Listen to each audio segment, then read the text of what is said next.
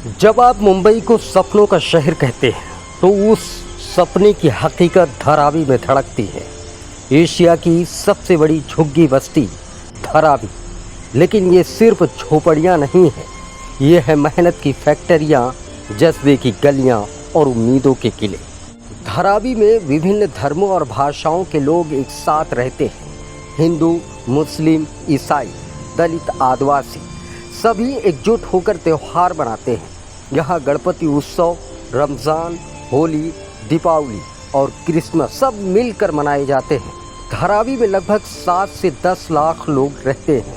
ये बस्ती छोटे छोटे घरों, संकरी गलियों और नालियों और छोटे छोटे उद्योगों का मिश्रण। जी हाँ, धारावी केवल एक बस्ती नहीं, ये एक आत्मनिर्भर संसार है जहाँ लोग कम संसाधनों में भी बड़ी जिंदगियाँ जीते हैं। धारावी सिखाती है कि सपनों को आकार देने के लिए इमारतें नहीं, जज्बा चाहिए।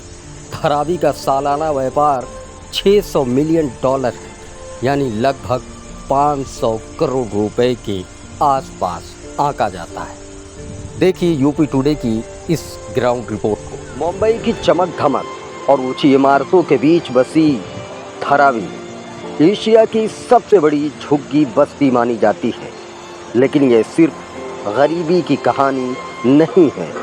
यहाँ मेहनत है, हुनर है और उम्मीद की न जाने कितनी कहानियाँ।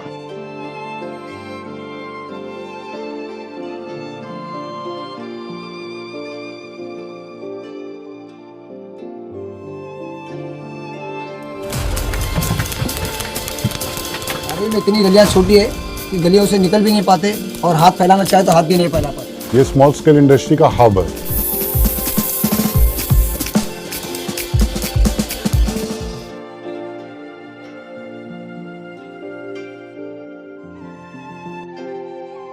देखिए मेरे साथ लखनऊ आया मुंबई, सिर्फ यूपी टुडे पर। धारावी की कहानी 1880 के दशक से शुरू होती है, जब मछुआरे, कारीगर और प्रवासी काम की तलाश में मुंबई आए थे। समय के साथ दलदली जमीन पर एक बस्ती बसी और बन गई धारावी। यहाँ हर गली एक उद्योग है, जो 10 बाई 10 के घरों में करोड़ों का कारोबार चलता है।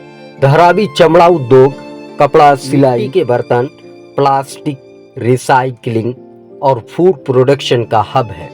हर दिन $1 मिलियन का काम धारावी की गलियों में होता है। धारावी की गलियों में सपने तो पलते हैं, लेकिन चुनौतियां भी बड़ी हैं। जहां चुनौतियां हैं, खराब रास्ते, सीवर, स्कूल, शिक्षा और स्वास्थ्य पूरी तरह से ध्वस्त है।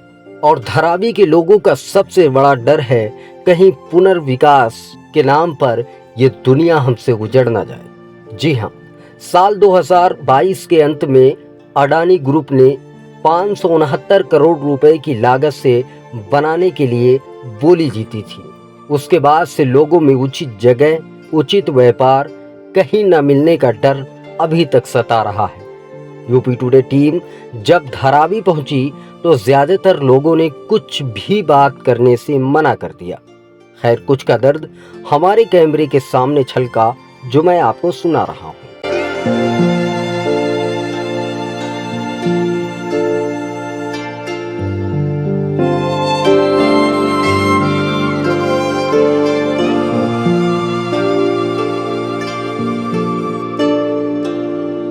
किस तरीके का कारोबार आपके यहाँ चल रहा है?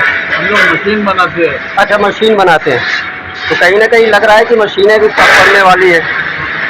नहीं, कम तो ऐसा नहीं पड़ेगी, आजकल इंडिया वाले इंपोर्ट करके मंगा लेते हैं चाइना से। हाँ, तो नहीं पड़ेगी। कितने समय से धारावी में रह रहे हैं? अरे मैं तो 26-27 साल से रह रहा हूँ, बाकी मेरे पिताजी 45 साल से रह रहे हैं। लग रहा है कि आगे कंटिन्यू चालू रहेगा धारावी के अंदर आप लोगों का, क्योंकि सरकार कुछ डेवलपमेंट कर रही है, सरकार बिल्डिंगें बनाना चाहती है, तो आप लोग को बिल्डिंग पसंद है कि नहीं? नहीं, मेरे को बिल्डिंग पसंद नहीं। जैसा चल रहा है वैसा चलेगा तो बेहतर है। जैसा आज हम कर रहे हैं, हमारे बच्चे भी वैसे ही चले और धारावी वैसे ही रहे तो ज़्यादा बेहतर है। तो ये माया नगरी है। अगर बात करें तो 65% जो लोग हैं खास करके मुंबई के, और वो झुग्गी झोपड़ियों से ही ताल्लुक रखते हैं। न जाने किस शहर से लोग आए हैं यहाँ पे रोजी रोजगार के लिए, अपने अपने सपनों को लेकर आए हैं। लेकिन आज एशिया की सबसे बड़ी जो है झुग्गी झोपड़ी, जिसे हम धरावी कहते हैं, कहीं ना कहीं धरावी का अस्तित्व खत्म होने की कगार पर देखने को मिलता है। खैर, ये मशीनें हैं जो पूरी तरीके से चल रही हैं, लेकिन आने वाले कल में चलेंगी कि नहीं चलेंगी इसकी कोई गारंटी नहीं है। हाँ, ये गारंटी नहीं है, क्योंकि अडानी को दे दिया सरकार ने और शायद ये 2-4 साल 5 साल में टूट जाए। हाँ, लेकिन हम नहीं चाहते ये टूटे। ये कोई प्लान नहीं है, कोई प्लान वो गाले वालों का है ही नहीं। खाली घर वालों का प्लान है कि एक घर वालों को 450 स्क्वायर फीट मिलेगा, बाकी गाले वाले का कोई प्लान ही नहीं है। कोई प्लान ही नहीं। हमारे पिताजी जो है अपना पूरी जिंदगी निकाल दे यहाँ पे, हम लोग की अपनी आधी जिंदगी तो यही निकाल दी। कहाँ जाएंगे हम? कहाँ के रहने वाले हैं? हम यूपी के रहने वाले। यूपी के किस जगह? तो यूपी अपना इल्तिफातगंज, फैजाबाद। अच्छा, फैजाबाद के रहने वाले। खैर, ये लोगों का दर्द है और इस तरीके के कारखाने आपको इन्हीं झोपड़ी झोपड़ियों के अंदर देखने को मिलते हैं। और न जाने ये कितने सपने हैं जो हर रोज उठते हैं, घटते हैं और इसी तरीके से बर्बाद करते हैं। और हम लोगों को दिखाने की कोशिश करेंगे झोपड़ियों के अंदर न जाने कितने सपने पलते हैं और वो सपने को किस तरीके से साकार हो पाते हैं कि नहीं हो पाते हैं। कि इस तरीके से मैंने बड़े कारखाने देखे हैं और ये कारखाने आज की स्थिति में अगर बात करें तो क्या चल पा रहे हैं? इस टाइम पर नहीं चल पा रहे हैं, क्योंकि इस टाइम मार्केट पूरी खराब है। लोगों का ये भी कहना है कि यहाँ से हटाकर आपको दूसरी जगह शिफ्ट कर दिया जाएगा। तो मेन वो बता नहीं रहे किधर शिफ्ट करेंगे, तो शिफ्ट करेंगे उसका भी नहीं बता रहे हैं। क्या आपको इधर से उठा के झोपड़ी को उठा के दूसरी जगह फिर झोपड़े में डालेंगे, क्या वापिस बिल्डिंगों में डालेंगे, बिल्डिंगों में डालेंगे, कौन सी जगह पर डालेंगे? अच्छा, पलायन भी लगातार शुरू हो गया होगा। प्लान इधर आगे सर्वे नंबर डालने वाले सब कुछ आगे गए, सर्वे नंबर डालते गए, तो बता नहीं रहे किधर आपको देंगे। कितने सालों से आप यहाँ पे रह रहे हैं?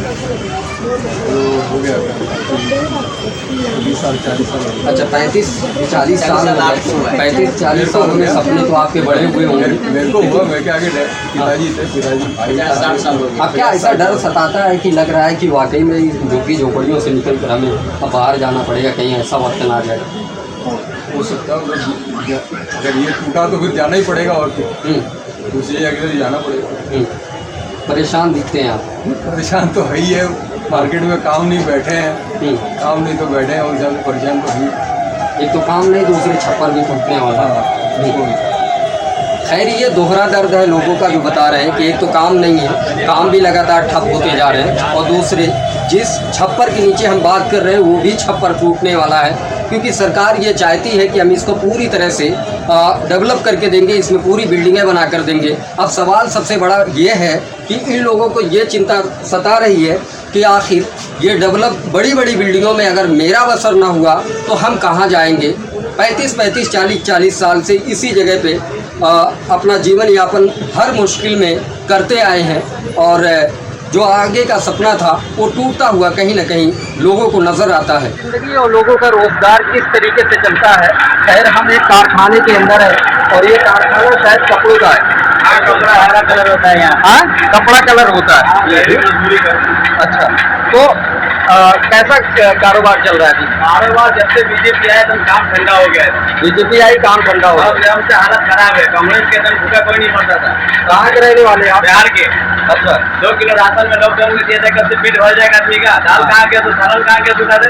हाँ, लॉकडाउन में क्या भी कोई बीमारी नहीं थी, बस्ती का बीमारी करके आदमी को भुखमरी में ला दिया आदमी को। तो 2 किलो राशन नहीं चाहिए आपको? नहीं चाहिए, रोजगार दो ना सच्चा। हाँ, रोजगार चाहिए आपको। तो हाँ, 6 महीना बढ़ाया तो उसका पगार कौन भर के देगा? हाँ। रूम वाला भाड़ा छोड़ दिया हम लोगों को। हाँ, बस यही है। हाँ, कहीं ना कहीं रोजगार का पहिया थमा सा नजर आ रहा है। बहुत ज़्यादा बहुत परेशान, भूखा नहीं मरता था, सबकी रोड वाला में खुशहाल था। जब से आया अब तक ये परेशान बना हुआ है। खैर, ये कितने सालों से आपका रोजगार है? ये करीबन 20 साल से। 20 सालों से आप ही यहीं पे जॉब करते हैं? तो ये कपड़ों का कलर होता है? जी सर। अच्छा, तो यहाँ पे रहन सहन कैसा, किस तरीके से लगता है? बहुत अच्छा ही है, जो भी है इंशाल्लाह बहुत अच्छा ही है। जो भी है अपना है, अच्छा है। हाँ, खैर, अब टूटते सपने कहीं ना कहीं देखने को मिलते हैं, क्योंकि आने वाले कल में बिल्डिंगें बन जाएंगी। आप लोग को बिल्डिंग नहीं पसंद है क्या? बिल्डिंग कैसे, जितना प्रॉपर्टी है इतना नहीं मिल रहा है ना। अच्छा, जितना है उतना नहीं मिल रहा है, कम मिल रहा है सर। हाँ, कहाँ जाएंगे हम? हाँ। कहाँ जाए इससे?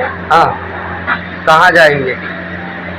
आज का सबसे बड़ा सवाल ये है कि हम लोग कहाँ जाएंगे। बिल्डिंगें तो सरकार बना रही है, लेकिन उन बिल्डिंगों के अंदर हमें रखेगी कि नहीं?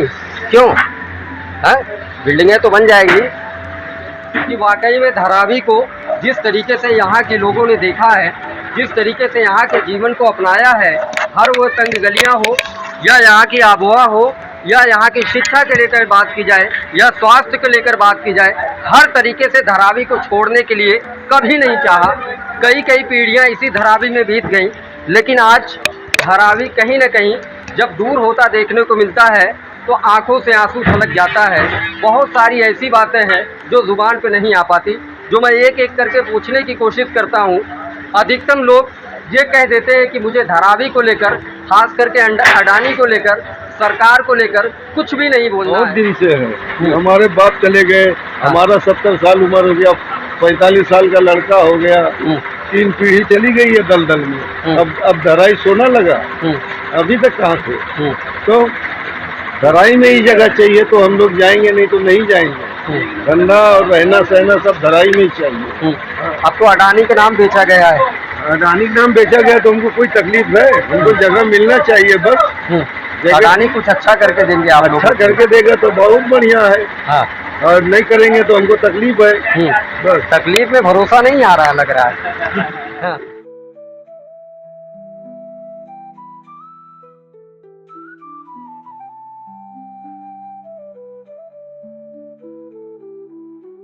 तंग गलियों से लगातार हम गुजर रहे हैं और एक एक लोगों से सवाल कर रहे हैं कि वो अपने जीवन को कैसे यापन करते हैं और आने वाले कल के लिए किस तरीके से। अब तो धारावी भी टूटने वाला है। हाँ? भाई धारावी में मैं रहता हूँ। हाँ, 20 साल हो गया मुझे इधर काम करते हुए। हाँ, और 20 साल यही ग्राइंडर बनता है प्लास्टिक का। हाँ, हाँ, हाँ, प्लास्टिक का ग्राइंडर बनता है, ग्राइंडिंग होता है। हाँ, और इसी में अपना जीवन चल रहा है। हाँ, धीरे धीरे हाँ, निकल रही है जिंदगी। हाँ। बच्चों की पढ़ाई से लेके और अपना खर्चा अब तो लग रहा है कि सपने पे ग्रहण लगने वाला है आप लोगों के। लग सकता है भाई, इसमें हाँ। कोई भरोसा नहीं है। हाँ, सुनता मैं भी हूँ, बहरहाल अभी हाँ। तक कुछ देखा नहीं है। हाँ। हाँ, लेकिन सुनता अब हूँ तो कि बड़ी बड़ी बिल्डिंगें बन जाएंगी, खुश नहीं है क्या उससे? भाई अब अपने को रोजगार चाहिए, मेन रोजगार है इधर। हाँ, रोजगार इधर नहीं रहेगा तो जाना ही पड़ेगा ना हाँ। भाई। तो सरकार तो कह रही है कि हम सबको रोजगार दे देंगे। भाई हम सबको रोजगार दें, चाहे यहाँ दे चाहे कहीं और ले जाए, लेकिन रोजगार चाहिए। रोजगार चाहिए। खैर, और भी लोग हैं, पूछने की कोशिश करते हैं। आप भी कुछ बोलेंगे? हाँ? अब तो धारावी बता रहे हैं टूटने वाला है। हाँ? जगह देगा तो टूटेगा ना। अच्छा, जगह देंगे तब टूटेगा, नहीं तो नहीं पहले टूटेगा। कहीं टूट जाएगा, कहाँ हाँ। जाएंगे इतना हाँ। बड़ा कारोबार सब लेके। हाँ, हाँ, तो 3 पीढ़ी चली गई है। हाँ। दलदल था, हम हाँ। लोग पाटे बनाए, हाँ। एक गोदाम में 10-10 आदमी काम करते, कहाँ जाएंगे? बाहर भेज देंगे तो काम मिलेगा? हाँ, तो धराई में ही दुकान मकान घर चाहिए। हाँ। हाँ। कह रहे हैं कि हम धारावी में ही देंगे। धराई में देंगे तो हम धराई में लेने के लिए तैयार है ना। हाँ। पहले बनावे तो, हाँ, पहले बना के देवे। तो लोगों के अंदर ये किस बात का डर आ रहा है? डर आ रहा है कि कहीं बाहर भर दिया तो नहीं लाया तो क्या करेंगे? हाँ, हमारा मैदान जो जगह है वहाँ बिल्डिंग बनाओ, हाँ, कमर्शियल, एक साइड कमर्शियल बनाओ, एक साइड हाँ। रहवासी बनाओ, और धंधे वाले को शिफ्ट करो उसमें और रहवासी शिफ्ट करो, ताकि कोई तकलीफ थोड़ी है विकास से। बनाओ। हम तंग गलियों में हैं, खास करके आपको बेड भी दिखेगा, स्तंभ भी दिखेगा और छोटे छोटे मासूम बच्चे भी इस तरीके से जो खेलते दिखेंगे, ऊपर जाते हुए दिखेंगे अपने घर में। और ये तंग गलियाँ हैं, कैसे लोग अपना जीवन व्यतीत करते हैं, वो चीज़ हम दिखाने की कोशिश करते हैं। और क्योंकि यहाँ तो आने के बाद लगातार अगर बात करें तो थोड़ा सा सांस जरूर फूलने लगती है नए लोगों के लिए। ये एशिया की सबसे बड़ी बस्ती है, हर कोई इसे धारावी के नाम से जानता है।